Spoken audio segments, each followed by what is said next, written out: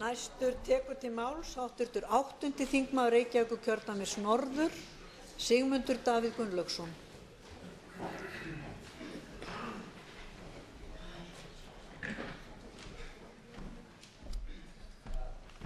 Frú forseti.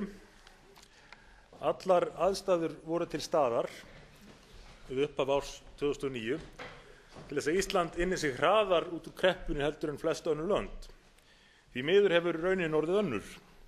Þrátt fyrir það að skarpri niðursveiflu, samdrætti í efnahagsmálum, fylgi oft á tíðum skörp uppsveifla þegar að hræðslunni linnir, þá hefur ekkert slíkt gerst á Íslandi. Við höfum horft upp á þróunina í löndunum í kringum okkur, þar sem varð veruleg niðursveifla mjög víða. En eins og svo oft, eftir mikla niðursveiflu, hefur þar orðið töluverður hagvöxtur á síðustu 2 árum. Hér hefur hins vegar ríkt áfram stöðnun. Í 2,5 ár hefur ýmist verið stöðnun eða í rauninni áframhaldandi samdráttur. Löngu eftir að spár sem gerðar voru við lok árs 2008 og upphaf árs 2009 sögðu fyrir að hér ætti að vera hafinn töluverður hagvöxtur. Hæstvirtur forsætisráðherra vitnaði í greiningu 2 ágætra, raunar prýðilegra Nóbelsverðlaunahafa, Krugmans og Stiglitz, á þróuninni á Íslandi.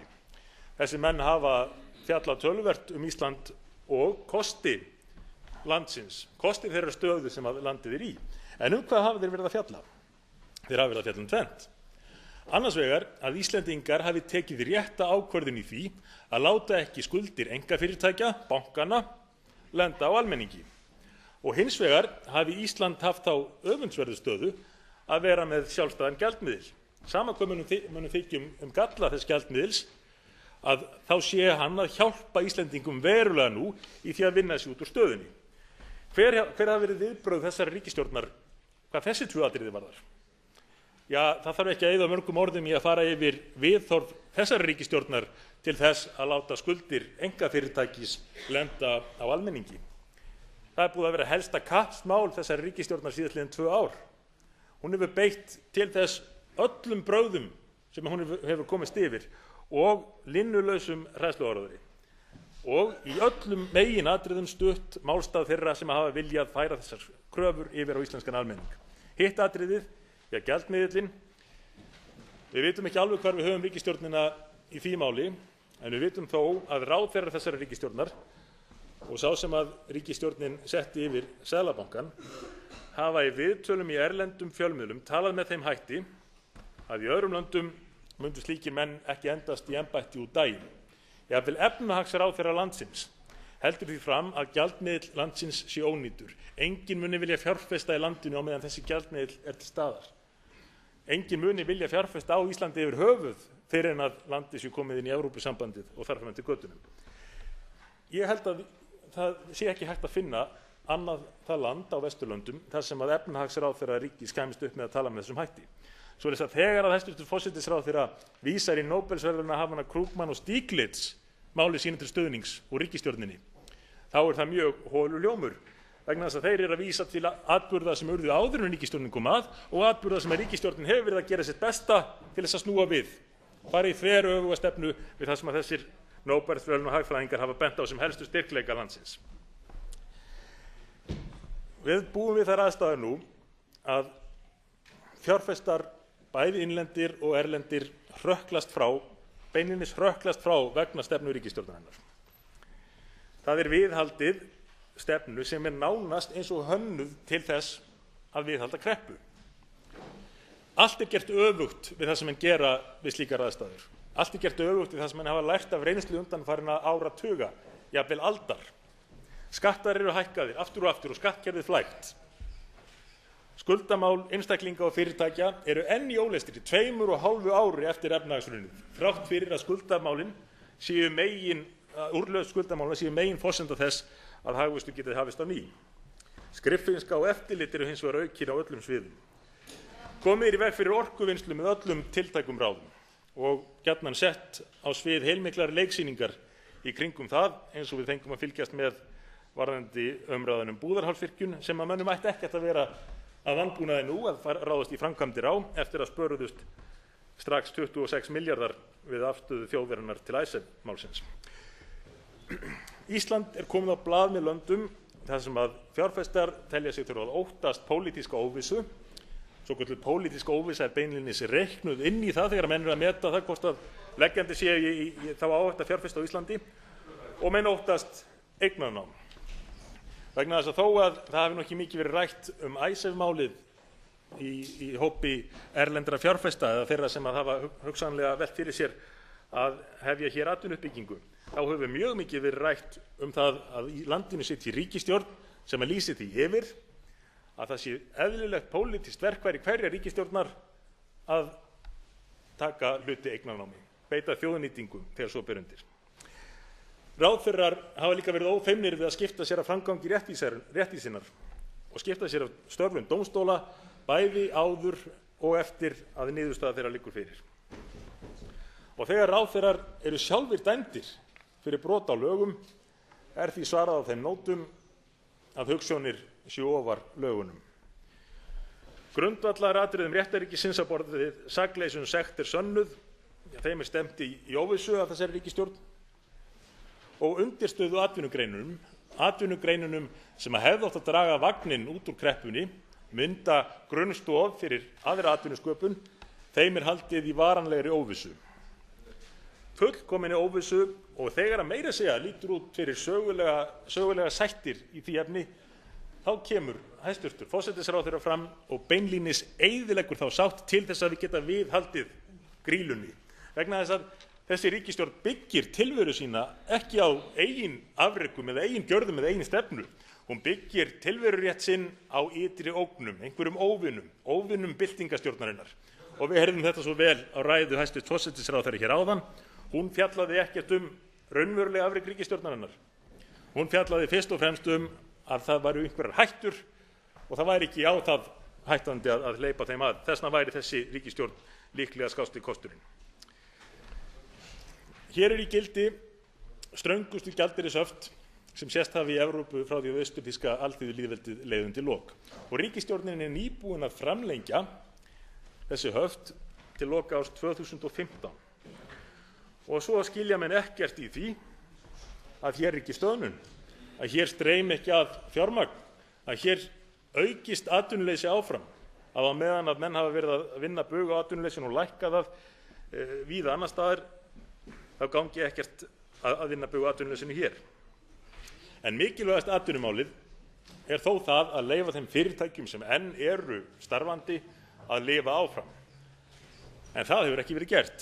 Litlum og meðalstórum fyrirtækjum, raunar öllum fyrirtækjum yfir höfuð, er haldið í varanlegri óvissu með stöðu sína, skuldir og skatta, og nú eru fjölmörg lítil og meðalstór fyrirtæki að deyja kerfisdauða. Í óvissu með allt sitt en samtímis skattlögð til ólífis. Þetta er þveröfugt við það sem að menn gera allsstaðar annars staðar þegar þeir standa frammi fyrir kreppuástandi eins og við Íslendingar gerum nú.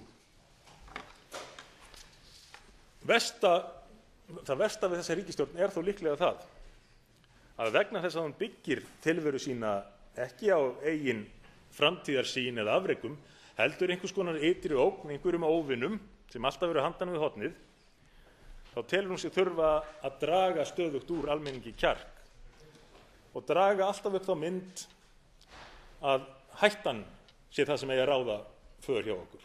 Við höfum alltaf að byggja ákvarðanir okkar út á hræðslu. Akkúrat þegar við þurfum ríkisstjórn sem að telur kjark í almenning og berst fyrir réttindum almennings. Vegna þess að ef það er eitthvað sem þessi ríkisstjórn hefur ekki gert, þá er það að verja rétt almennra borgara. Það þarf ekki að fara í löngu máli yfir sögu Icesave-málsins. Í dag birtist leiðari í Financial Times, meginriti fjármálaheimsins, og yfirskriftin þar er Ísland bíður fautunum byrgin. Niðurstaða atkvæðagreiðslu sýnir að borgarar geta verið teknir fram yfir banka. En sú niðurstaða er svo sannarlega ekki þessari ríkisstjórn að þakka. Það var ekki hún sem tók rétt almennings fram yfir rétt banka. Það var ekki þessi ríkisstjórn sem tók rétt Íslendinga fram yfir kröfur erlendra ríkja. Hún neytti allra færa til þess að setja á Íslendinga skuldaklafa sem engin lagastoð var fyrir. Þess vegna var þessi ræða hæstvirts forsætisráðherra hér áðan, í fyrsta lagi fullkomin öfugmælaræða. Ég held að það hafi ekki farið fram hjá neinum. En það sem var þó verra var að í fyrsta skipti á undanförnum 2 árum mátti finna fyrir reiði og tilfinningu í málflutningi hæstvirts forsætisráðherra. Og hvenær kemur það fram? Það kemur fram þegar hæstvirtur ráðherra er að verja eigin stöðu, eigið ráðuneyti. Ég hefði viljað finna þessa reiði og þessa tilfinningu hjá hæstvirtum forsætisráðherra þegar hún stóð frammi fyrir því að verja rétt íslensks almennings. En fyrir því var ekki að finna. Þessi ríkisstjórn hugsar nefnilega ekki neitt nema sjálfa sig. Hún hugsar ekki neitt nema að sitja.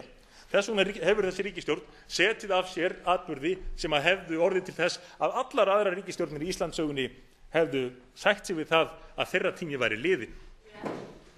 En þessi ríkisstjórn ætlar bara að sitja sama hvað það kostar. Og nú þegar niðurstaða liggur fyrir í þessu mikla deilumáli sem Icesave-málið þá fannst mér eðlilegt að ríkisstjórnin fengi enn eitt tækifæri til þess að sanna sig. En hver hefur raunin orðið?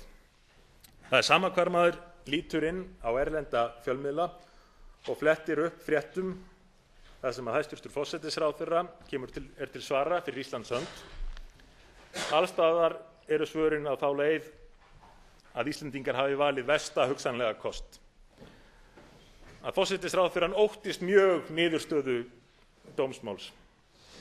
Að forsætisráðherra óttist pólitíska og efnahagslega upplausn, kaos. Og þetta er hæstvirtur forsætisráðherra að segja á sama tíma og því er haldið fram að það rói allir að því öllum árum að reyna að sannfæra lánshæfismatsfyrirtækin sem eru ríkisstjórninni svo hugleikin það að þau megi nú ekki lækka lánshæfismats Íslands. Hvaða skilaboð eru það? Þegar hæstvirtur forsætisráðherra talar efnahagslega og pólitíska upplausn í landinu, er það líklegt til þess að fá þessi fyrirtæki til þess að hækka lánstraust Íslands? Ætli það, enda hefur þessi ríkisstjórn alveg frá upphafi talað á einn hátt, boðað að hún ætla að gera svo margt, en þegar skoðað hverjar efndirnar eru, þá eru þær ýmist engar eða þveröfugt við það sem talað var fyrir. En hvað höfum við svo séð gerast núna síðustu daga?